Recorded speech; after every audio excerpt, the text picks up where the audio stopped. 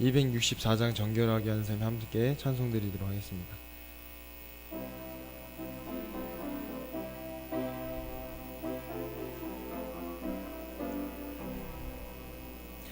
정결하게 하는 셈이 나의 앞에 있도다. 성령께서 권고하심 죄 씻으라 하시네. 찬양하리 찬양하리 죽임당한 어린 양 주께 영광 돌리어라. 우리 죄를 씻어주셨네. 나의 가는 길이 좁고 내 뜻대로 안 돼도 모든 욕심 다 버리고 주만 따라가겠네. 찬양하리 찬양하리 죽임당한 어린 양 주께 영광 돌리어라. 우리 죄를 씻어주셨네.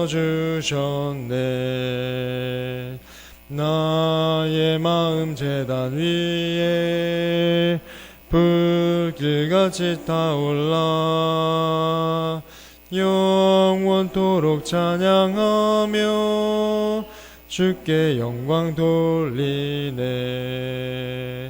찬양하리 찬양하리 죽임당한 어린 양 주께 영광 돌리어라. 우리 죄를 씻어주셨네. 한량없는 주의 은혜 나를 영접하셨네. 내가 지은 모든 죄와 허물 용서하셨네. 찬양하리 찬양하리 죽임당한 어린 양 주께 영광 돌리어라. 우리 죄를 씻어주셨네. 성부 하나님께 영광, 성자 예수께 영광, 성령님께 또한 영광 모두 돌려드리세. 찬양하리 찬양하리 죽임당한 어린 양 주께 영광 돌리어라. 우리 죄를 씻어주셨네. 아멘. 사도신경으로 저희들의 신앙을 고백하도록 하겠습니다. 전능하사 천지를 만드신 하나님 아버지를 내가 믿사오며 그 외아들 우리 주 예수 그리스도를 믿사오니 이는 성령으로 잉태하사 동정녀 마리아에게 나시고 본디오 빌라도에게 고난을 받으사 십자가에 못 박혀 죽으시고 장사한 지 사흘 만에 죽은 자 가운데서 다시 살아나시며 하늘에 오르사 전능하신 하나님 우편에 앉아 계시다가 저리로서 산 자와 죽은 자를 심판하러 오시리라. 성령을 믿사오며 거룩한 공회와 성도가 서로 교통하는 것과 죄를 사하여 주시는 것과 몸이 다시 사는 것과 영원히 사는 것을 믿사옵나이다. 아멘. 오늘 함께 보실 말씀은 호세아 2장 2절로 2장 15절 말씀입니다. 호세아 2장 2절로 2장 15절 말씀 제가 한 절, 성도님들 한 절, 마지막 절 합독하도록 하겠습니다. 너희 어머니와 논쟁하고 논쟁하라. 그는 내 아내가 아니요 나는 그의 남편이 아니라. 그가 그의 얼굴에서 음란을 제하게 하고 그 유방 사이에서 음행을 제하게 하라.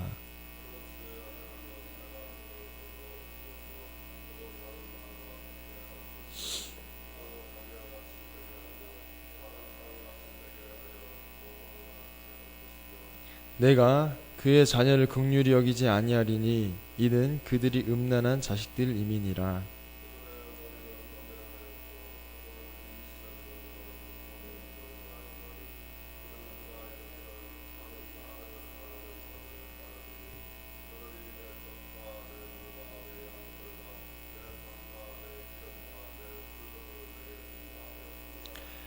그러므로 내가 가시로 그 길을 막으며 담을 쌓아 그로 그 길을 찾지 못하게 하리니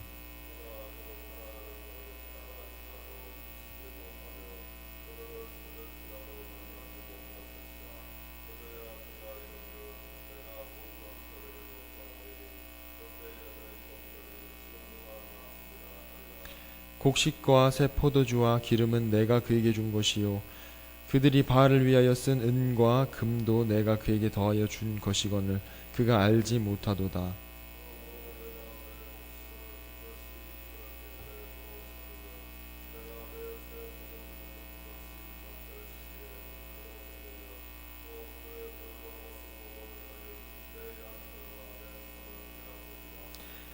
이제 내가 그 수치를 그 사랑하는 자의 눈앞에 드러내리니 그를 내 손에서 건져낼 사람이 없으리라.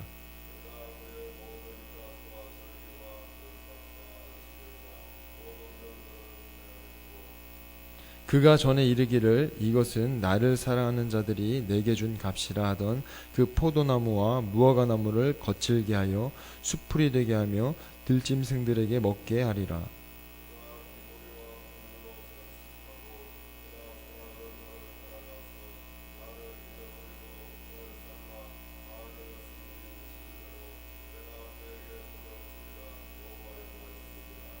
그러므로 보라 내가 그를 타일러 거친 들로 데리고 가서 말로 위로하고 거기서 비로소 그의 포도원을 그에게 주고 아골 골짜기로 소망의 문을 삼아 주리니 그가 거기서 응대하기를 어렸을 때와 애굽 땅에서 올라오던 날과 같이 하리라. 아멘. 오늘도 날씨가 많이 추운데 이 주일에 이 새벽에 주일전에 나오신 우리 성도님들을 주님의 이름으로 사랑하고 축복합니다. 하나님께서 우리 성도님들의 영과 육을 강건하게 하실 줄 믿습니다. 저희들이 함께 어제까지 나눴던 말씀은 이스라엘의 심판을 말씀하시면서 그 심판을 통해서 회복을 이루시겠다라고 하셨던 하나님의 말씀 함께 나누었습니다. 이어진 오늘 본문은 이스라엘의 음란에 대한 하나님의 반응을 살펴볼 수 있는 그런 본문입니다. 구체적인 심판에 앞서서 이스라엘에게서 음란을 제거하고 다시 이스라엘과의 관계를 회복하기 원하시는 하나님의 사랑을 느낄 수 있습니다. 저희가 함께 2절을 함께 읽어보도록 하겠습니다. 너희 어머니와 논쟁하고 논쟁하라.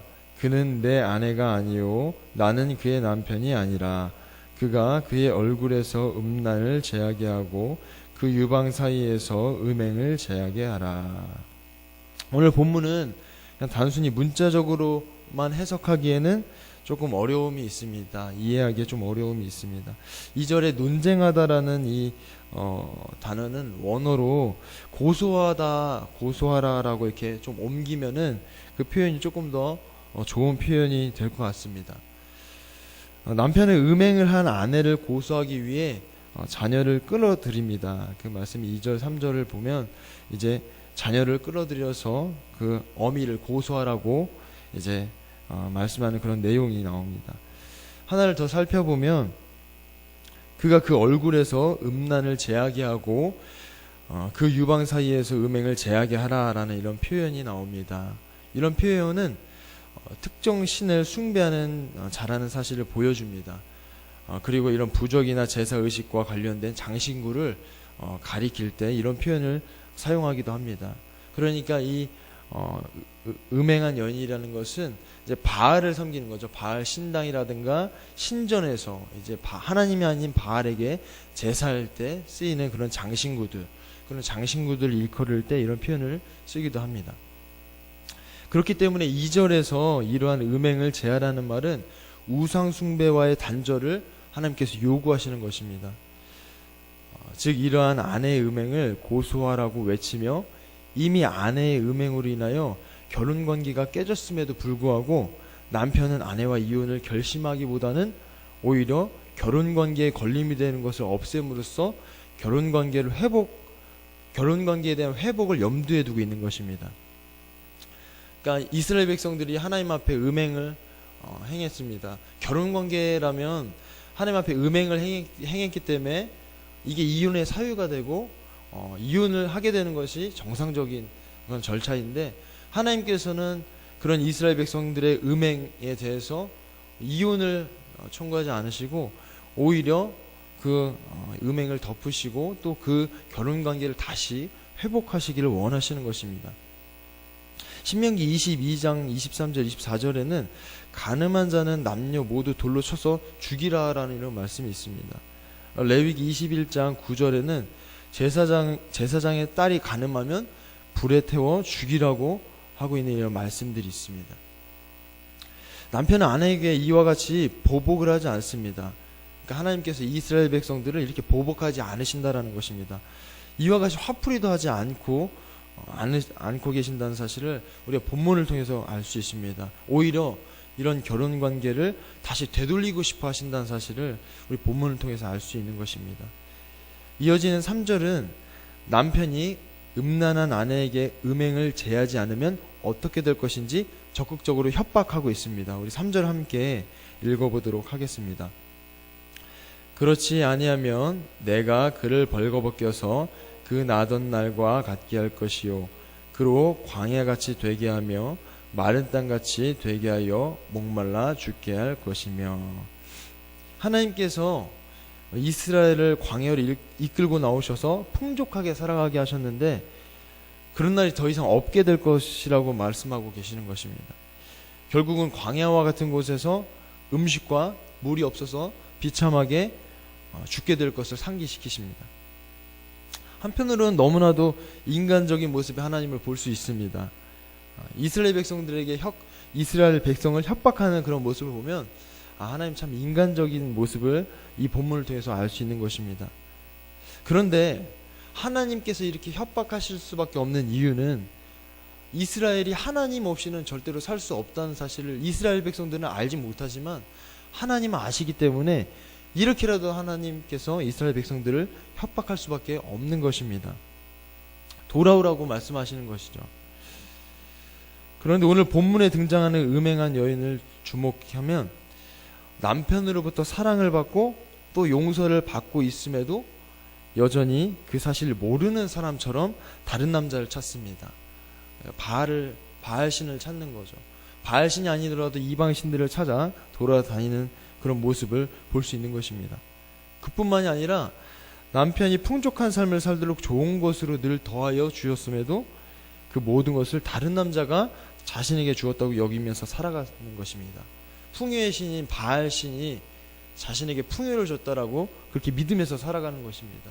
하나님께서 주셨는데, 하나님께서 좋은 것으로 풍성하게 채워주셨는데 그러나 하나님께서 주셨다는 사실을 알지 못한 채 다른 이방신이 풍요롭게 했다는 사실을 믿고 그렇게 여기면서 살아가는 것입니다.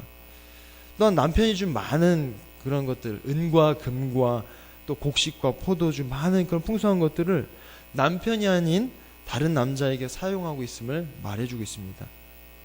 이스라엘 백성들이 하나님 앞에 제사하는 것이 아니라, 하나님 앞에 헌신하는 것이 아니라 이방신에게, 바알에게 갖다 바치고 또 헌신하는 그런 모습들을 본문을 통해서 알 수 있는 것입니다. 이러한 음행한 여인에 대하여 남편은 이렇게 말합니다. 우리 8절부터 10절을 함께 읽어보도록 하겠습니다. 곡식과 새 포도주와 기름은 내가 그에게 준 것이요 그들이 바알을 위하여 쓴 은과 금도 내가 그에게 더하여 준 것이거늘 그가 알지 못하도다. 그러므로 내가 내 곡식을 그것이 익을 계절에 도로 찾으며 내가 내 새 포도주를 그것이 맛들 시기에 도로 찾으며 또 그들의 벌거벗은 몸을 가릴 내 양털과 내 삶을 빼앗으리라. 이제 내가 그 수치를 그 사랑하는 자의 눈앞에 드러내리니 그를 내 손에서 건져낼 사람이 없으리라. 본문을 읽고 또 읽다 보면 음행한 여인인 이 이스라엘이 어쩌면 진정으로 하나님께서 그들에게 복을 베푸시는 분이라는 사실을 모를 수도 있겠다.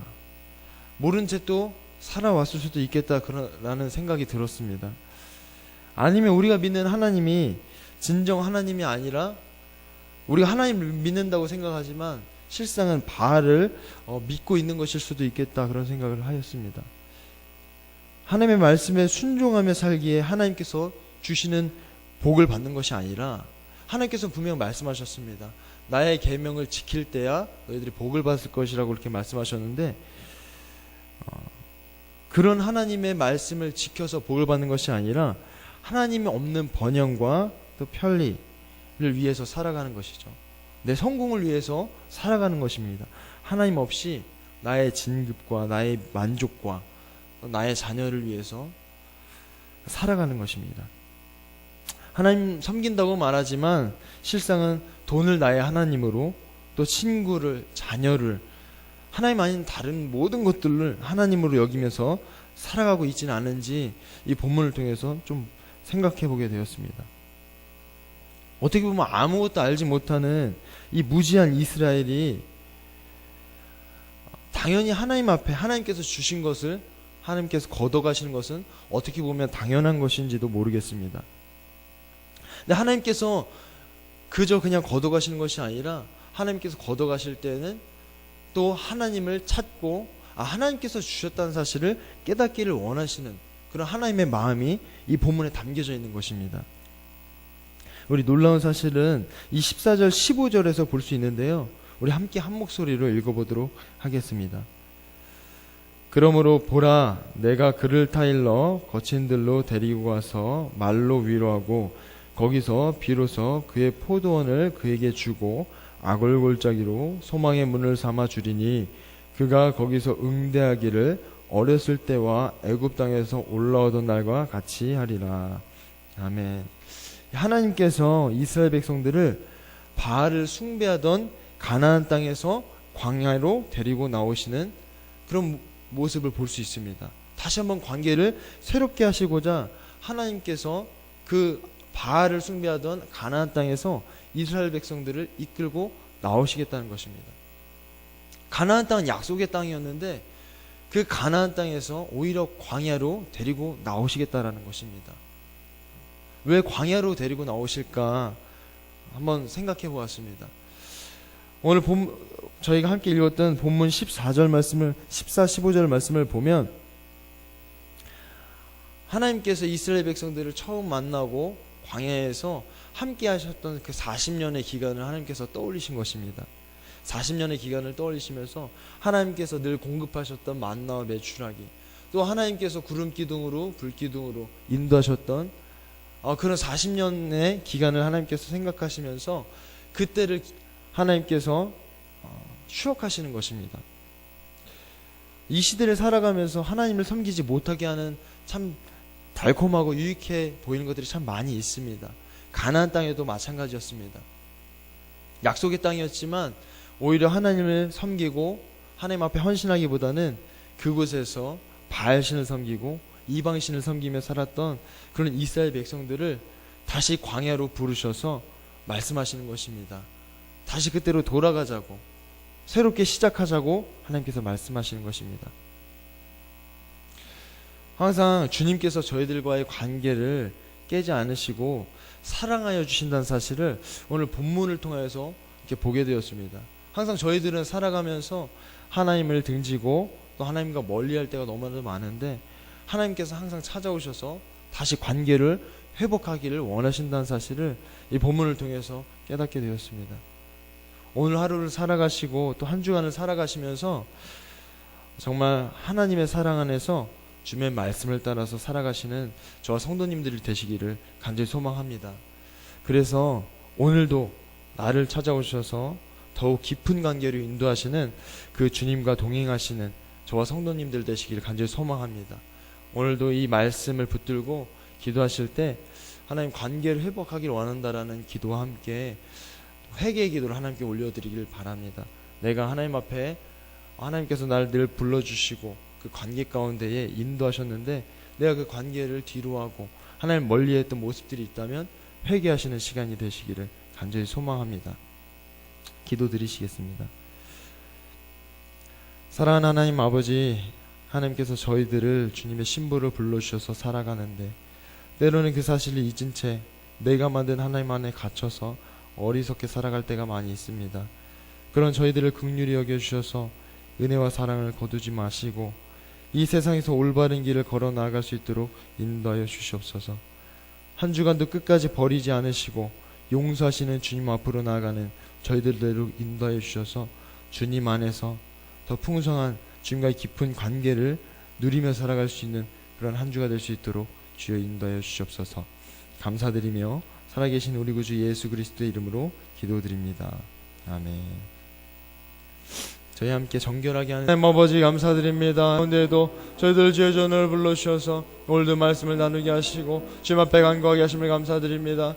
하나님 삶을 돌아보면 이스라엘 백성뿐만이 아니라 저희들의 삶도 하나님과 주님과의 관계를 등지며 살았던 우리의 모습은 아닌지 돌아봅니다. 하나님 섬긴다고 말하지만 정말 제가 실상 하나님을 섬기는지 돌아보면 하나님 아버지 자신있게 하나님을 섬긴다라고 말하기가 너무나도 부끄러운 모습임을 고백하게 됩니다. 왜 살아가면서 항상 주님 앞에 하나님 감사합니다. 주님께 영광 돌리기보다는 늘 주님 앞에 나올 때 부끄러운 모습으로 나오게 되는지 모릅니다. 주님 용서해 주시옵소서. 불쌍히 긍휼히 여겨 주시옵소서. 주님의 긍휼하심을 거두지 말아 주시옵시고 오늘도 이 시간에도 주님의 긍휼하심 우리에게 보여주셔서 하나님 그 긍휼하심을 우리가 붙들며 살아갈 수 있는 저들 될 수 있도록 주 인도하여 주시옵소서. 이스라엘 백성들에게 다가가셔서 그 관계를 회복하시기를 원하셨던 그 주님의 은혜와 사랑의 주님, 오늘도 우리의 삶 가운데 찾아오셔서 그 관계를 회복하시기를 원하시는 그 주님을 우리가 순접소서. 무릎을 꿇고 우리 하나님 고개를 숙이며 겸손함으로 하나님 주님께서 말씀하실 때에